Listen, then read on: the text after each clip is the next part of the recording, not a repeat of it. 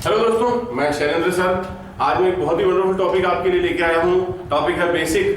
Class 6 से शुरू हो जाता है, 9-10 तक अच्छा इसका बेस तैयार हो जाता है। जानते आप सब इसके बारे में पहले से हैं, बट क्लास 11th में आके एक रिवीजन हम कर रही है, मान के चलिए। मैं उम्मीद करता हूँ कि आप सबको जो टॉपिक मैं आज आपको बताने वाला हूँ ये पहले से आपको मालूम है। आपने पहले भी इसके होमवर्क किए होंगे, इसके बारे में कुछ बातें की होंगी। इसमें कुछ बेसिक ज्योमेट्रिकल इंस्ट्रूमेंट हमारी जरूरत पड़ने वाले हैं, जैसे कि हमारे पास होता है राउंडर, हमारे पास होता है स्केल, पेंसिल, इन सब इस कुछ चीजों की हमें जरूरत पड़ने वाली है। तो आज की जो क्लास है बड़ी बेसिक है, आपको बहुत मजा आएगा, आप इंजॉय करेंगे, मुझे उम्मीद है। जैसे कि सबसे पहले हम क्या बात करने वाले हैं, हमने क्या करना है कि हम सबसे पहला काम करेंगे, ट्रायंगल्स फॉर्म करेंगे।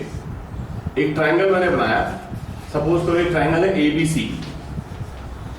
पहली बात तो मैं ये बता दूं, मेरी कोशिश ये होती है कि जब मैं ट्रायंगल फॉर्म करता हूं तो मैं उसे अनइवन रखता हूं। अनइवन कहने का मेरा मतलब है कि वो स्केलेन ट्रायंगल दिखना चाहिए, वो आइसोसेलेस या इक्विलेटरल ना दिखे, इसकी कोशिश आप कीजिएगा।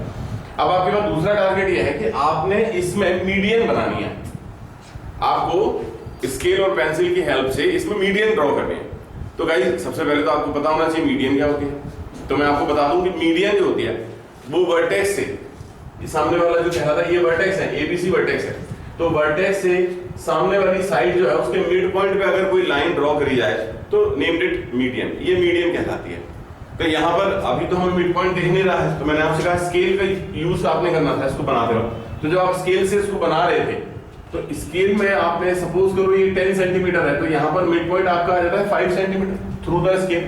तो आप पहले इसे ज्वाइन करा लें, देन फिर स्केल से इसे मेजर करें, यहाँ आपको मिड पॉइंट मिलता है, फिर आप इसे ज्वाइन करा लें और फिर आप इसे ज्वाइन करा लें। तो आप देखते हैं एक बड़ी वंडरफुल सी चीज कि 3 लाइंस जो मैंने ड्रॉ करा रखी है, सपोज करो मैं इनके नाम दे देता हूँ L, इसका M है और इसका N है, तो ये तीनों के तीनों एक पॉइंट O पे मीट होते हैं। तो आज हमको यही सीखना है और हमारे होमवर्क में भी हमें यही कवर करना है, मान के चलिएगा। अभी तो मैं आपको यहाँ बना के बता रहा हूँ, ये क्लास सेशन खत्म होने के बाद में आप कोशिश कीजिएगा स्केल, पेंसिल, राउंडर, प्रोटेक्टर सारी चीजें लेके बैठिएगा और इन सबको बना लीजिएगा। जब तक आप बनाएंगे नहीं, आपके दिमाग में ये चीजें फिट नहीं होंगी। जब तक आप अपने हाथ से उनको ड्रॉ नहीं करेंगे, जो मैं आज आपको लेसन दे रहा हूँ वो लेसन आपके दिमाग में फिट नहीं होगा। तो सबसे पहला काम हम कर रहे थे एक ट्रायंगल के साथ हम मीडियन को इंगेज कर रहे हैं, ठीक है। बाद में मैं बताता हूँ कि हमने मीडियन को इस तरह से क्यों ड्रॉ किया हुआ है। तो पहला ट्रायंगल मैंने लिया स्केलर ट्रायंगल, अनइवन ट्रायंगल। दूसरे नंबर पे आप हमेशा ये काम कीजिएगा कि एक और ट्रायंगल आप यहाँ लीजिएगा। अब आपको ये बहुत बढ़िया बेहतर तरीके से दिख रहा होगा कि सर ये तो राइट एंगल ट्रायंगल है, इसे मैं रिफ्यूज नहीं करूंगा, definitely it's a right angle triangle. Then again with the help of pencil scale आपने क्या करना है, आपने मिड पॉइंट ढूंढना है। एक मिड पॉइंट ये है L, एक मिड पॉइंट ये है M और एक मिड पॉइंट ये है N सपोज करते हैं। तो यहाँ से यहाँ हमने एक लाइन ड्रॉ करा ली, यहाँ से यहाँ हमने दूसरी लाइन ड्रॉ करा ली और ऑटोमेटिकली तीसरी लाइन हम यहाँ से यहाँ ड्रॉ कराएंगे, इसकी नेमिंग हम कर देंगे O। तो आप देख सकते हैं कि फिर से जब मैंने ड्रॉ कराया तो तीनों की तीनों जो मेरी मीडियंस हैं वो एक कॉमन पॉइंट O पे इंटरसेक्ट करके। तीसरे नंबर पे जब मैं ट्रायंगल बनाऊंगा तो आप सब समझ गए होंगे कि अब मैं बनाने वाला हूं एक ऑब्ट्यूज एंगल ट्रायंगल। ये A है, ये B है, ये C है। ये मिड पॉइंट लेके हम ज्वाइन करा लेंगे, यहाँ मिड पॉइंट लेके हम इसको ज्वाइन करा लेंगे और फिर ये तीसरी लाइन ऑटोमेटिकली ये एक जगह से पास होगी। और डेफिनेटली आपका टारगेट भी यही है, आपको सीखना भी यही है। और at the time of construction जब आप ड्रॉ करें अपनी कॉपी में तो कंपलसरी ये होता है, रूल है एक, आप मान के चले इससे बताओ रूल ले लें कि ये तीनों की तीनों जो है वो एक ही पॉइंट से पास होने चाहिए। जो कंपलसरी कंडीशन है वो यही कहती है कि अगर हम 3 अलग अलग ट्रायंगल्स ले रहे हो, एक एक्यूट एंगल ट्रायंगल है, एक राइट एंगल ट्रायंगल है, ऑब्ट्यूज एंगल ट्रायंगल है, इनमें अगर मैंने मीडियन ड्रॉ कराई है 3-3 तो तीनों की तीनों एक कॉमन पॉइंट से ही पास होनी चाहिए। ये आपकी बहुत पर्टिकुलर कंडीशन है, इसे आपको ध्यान रखना। तो अब हमने ये तो बना लिया, चलिए ठीक है सर, हम समझ गए कि हमें करना क्या, लेकिन ये मीडियन हमने ड्रॉ करी क्यों है। और अगर ड्रॉ कर रहे थे तो ड्रॉ करते वक्त हमने ये भी नोटिस किया कि ये तीनों की तीनों मीडियन सर एक ही कॉमन पॉइंट पे इंटरसेक्ट कर देंगे। देखिए इस वाले केस में भी, इस वाले केस में भी, इस वाले केस में भी। ट्रायंगल का टाइप हम कोई भी लें, चाहे एक्यूट हो, राइट हो, चाहे ऑब्ट्यूज हो, वो तीनों की तीनों एक ही पॉइंट पे इंटरसेक्ट कर रही है।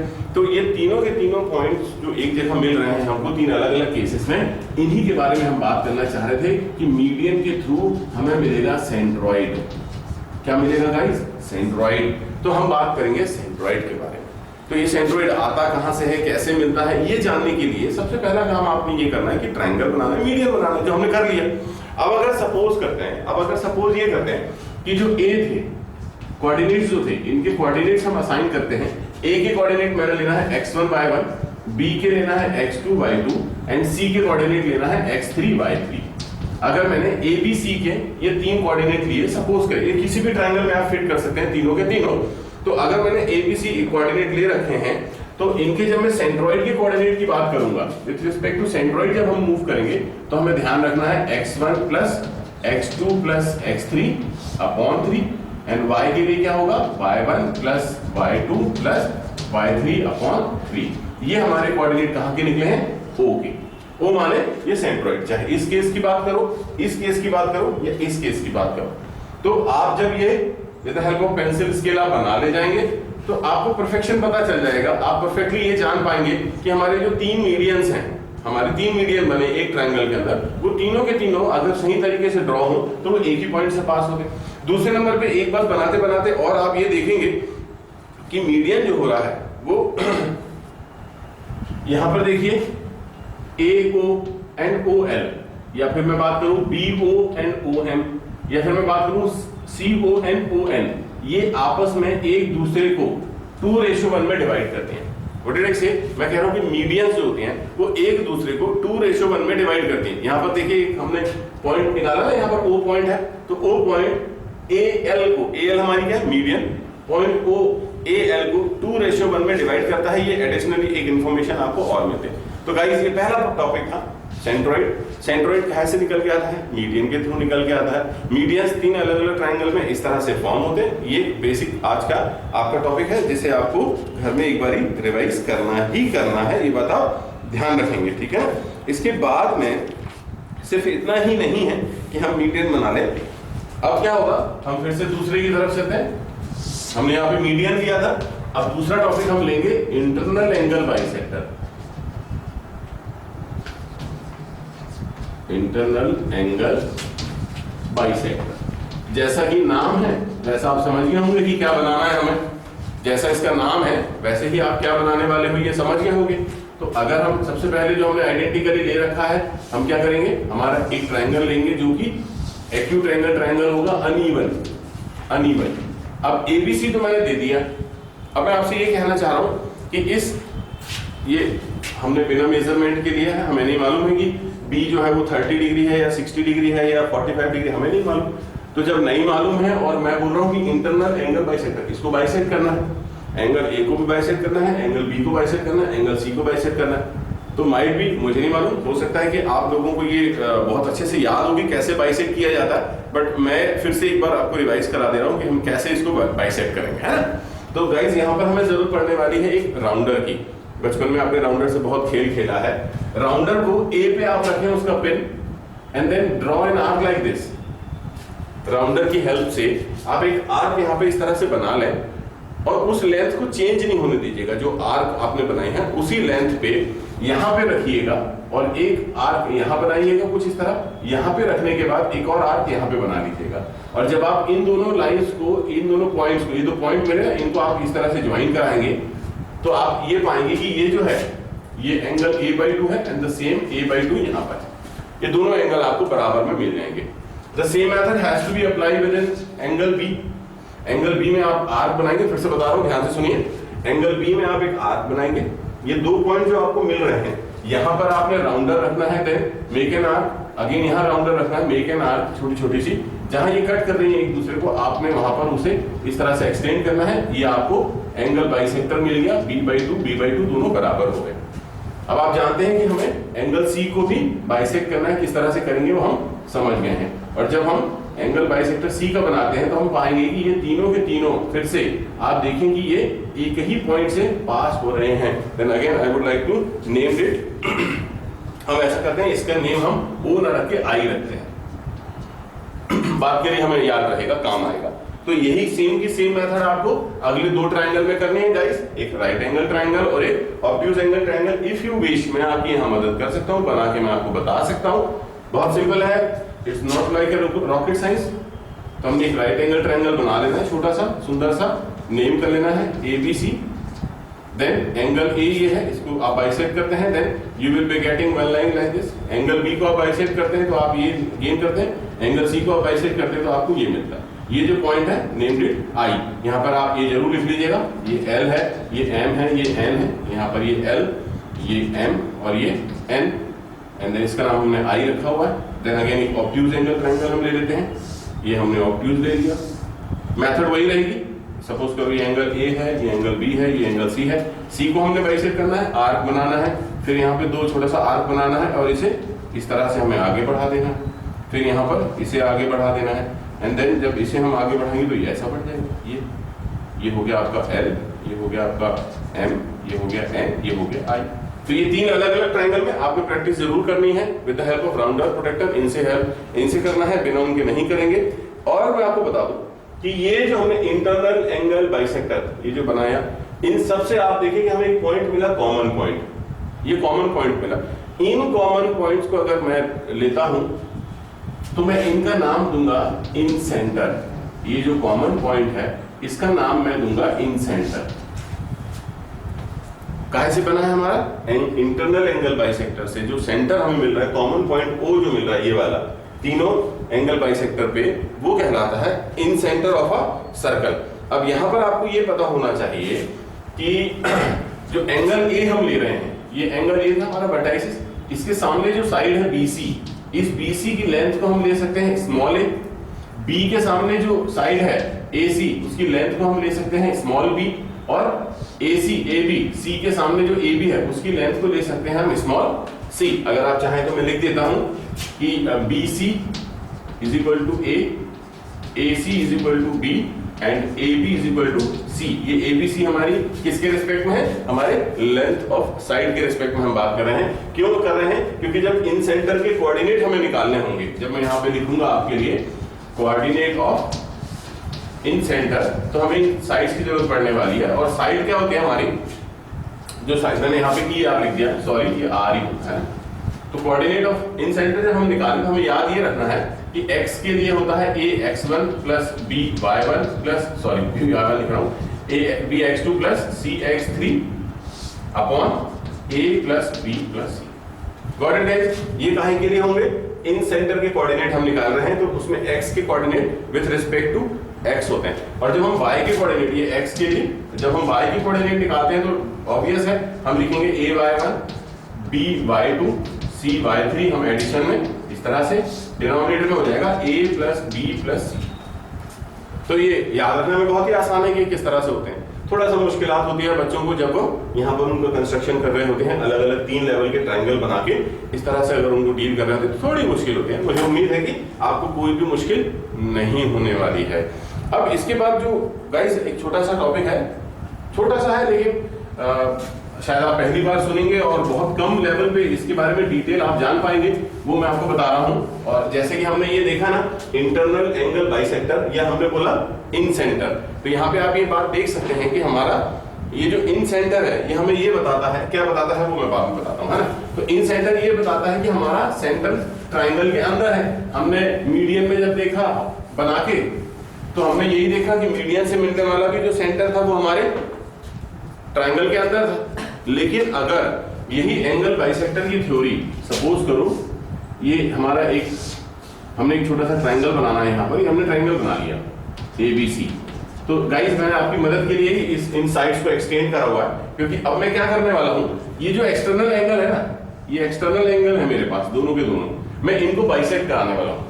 मैं एक्सटर्नल एंगल को बाइसेक्ट कराने वाला हूँ। तो अगर मैं इसको बाइसेक्ट करा रहा होता तो इस तरह से मेरे को एक लाइन मिल जाती, और अगर मैं इसको बाइसेक्ट करा रहा होता तो मुझे इस तरह से एक लाइन मिलती। और आप देख सकते हैं कि ये जो पॉइंट है, ये पॉइंट जो है वो मुझे कॉमन मिल रहा है दोनों के ऊपर में, ठीक है ना। ये internal angle bisector, external angle bisector, ये भी मेरा एक्सटर्नल एंगल बाइसेक्टर।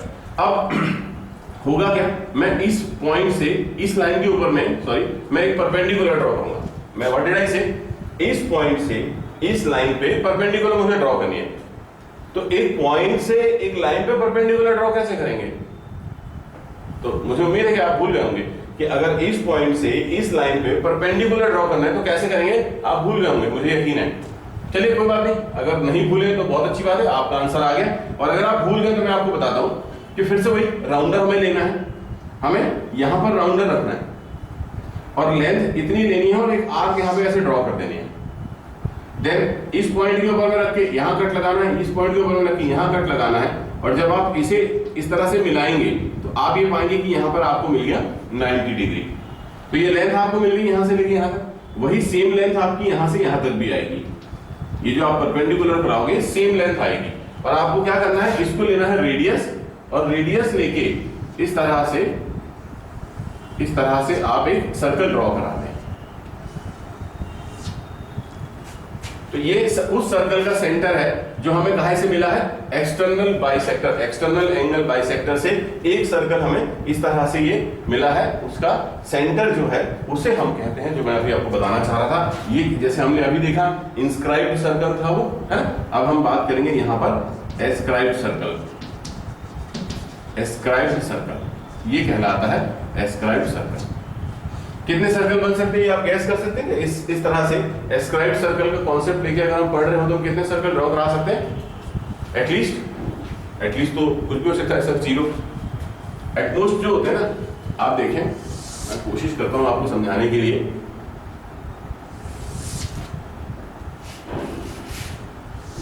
ये मैंने क्या किया आप समझना, ये हमारा ट्रायंगल है ABC जिसकी जरूरत हमें है। अब अगर यहां से मैं एक एंगल बाइसेक्टर ड्रॉ करता और यहां सेंटर मान के अगर मैं एक सर्कल बना रहा होता, अगर मैं यहां पर एक सर्कल बनाऊं, एक सर्कल मेरा कुछ इस तरह से बनेगा, ये एक सर्कल होगा एस्क्राइब्ड सर्कल के लिए। सेम कॉन्सेप्ट तो यहां पर भी अप्लाई होगा। अगर मैं यहां पर एक एक्सटीरियर एंगल बाइसेक्टर बनाऊं, इस वाले एंगल के लिए, इस वाले एंगल के लिए, तो मुझे यहां सेंटर मिलता है। अगर मैं इसको रेडियस लेके एक सर्कल ड्रॉ करता हूं तो वो अगला वाला जो सर्कल है वो कुछ इस तरह से बन जाएगा, कुछ इस तरह से बनेगा। आपके पास राउंडर रहेगा, आप प्रॉपर वे में बनाएंगे। यहाँ पर अगर मैं इसका एंगल बाइसेक्टर निकालता हूँ कुछ इस तरह से, ये यहाँ पर मीट होते हैं, तो मुझे एक और सर्कल मिल जाता है कुछ इस तरह का,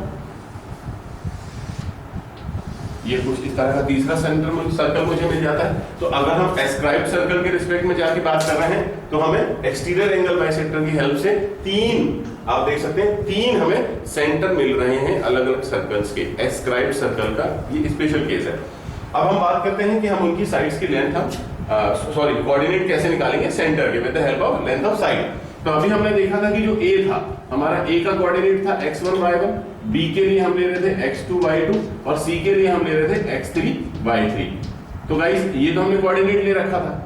ये इसकी लेंथ क्या थी, स्मॉल a, इस वाले की लेंथ थी स्मॉल b, इस वाले की लेंथ थी स्मॉल c। अब होना क्या है कि इन्हीं ABC और x1 y1, x2 y2, x3 y3 की हेल्प से ही आपने इस सेंटर के कोऑर्डिनेट निकालने सीखने हैं। तो हम ऐसा करते हैं कि जब हम इसकी बात करेंगे नेम डेट I1, जब हम इसकी बात करेंगे नेम डेट I2, इसकी जब हम बात करेंगे name that I3, I1, I2, I3 because we have 3 centres. तो जब I1 के बारे में हम बात करें, इस वाले के बारे में, और हमें कैसे पता चलता है, हम बात करेंगे एंगल A के अपोजिट। हम एंगल A के अपोजिट बात कर रहे हैं, इसलिए हमें पता होगा कि ये I1 है। इसके कोऑर्डिनेट निकालने का जो बड़ा सिंपल सा एक फॉर्मूला है, आपने करना है minus ax1 plus by1, sorry यार फिर y1 बोल दिया, bx2 plus cx3 upon minus a plus b plus c। Got it guys? और अगर ये तो x के कोऑर्डिनेट हुए, मैं y के कोऑर्डिनेट आपसे पूछूं तो आप क्या बोलेंगे, minus ay1 plus by2 plus cy3 upon minus a plus b plus c। ये हो गया हमारे एस्क्राइब्ड सर्कल के I1 के लिए कोऑर्डिनेट। अगर इन्हीं कोऑर्डिनेट को हम I2 के लिए निकालना चाहें तो हम क्या लिखने वाले हैं, देखिएगा, हम लिखेंगे ax1 माइनस by1, सॉरी फिर y1 हो गया, bx2 plus cx3 upon a minus b plus c, comma यहाँ पे क्या होगा, ay1 minus by2 plus cy3 upon a minus b plus c। And then same आप थर्ड वाला I3 समझ गए होंगे। I3 आप सब बता सकते हैं। I3 के लिए आप क्या लिखने वाले हो, ax1 plus bx2 minus cx3 upon a plus b minus c। And then comma y के लिए आप क्या बोलने वाले हैं, ay1 plus by2 minus cy3 upon क्या होना है, a plus b minus c। तो गाइस ये है कॉन्सेप्ट एस्क्राइब्ड सर्कल के लिए, और ये कोऑर्डिनेट हैं जिनको आपको याद रखना होगा। कभी कभी क्वेश्चंस को बनाते वक्त, क्वेश्चन को सॉल्व करते वक्त हमें इसकी जरूरत पड़ जाती है, तो जब भी जरूरत पड़ेगी हम डेफिनेटली इसको यूज करेंगे, कोई उसमें इशू नहीं है।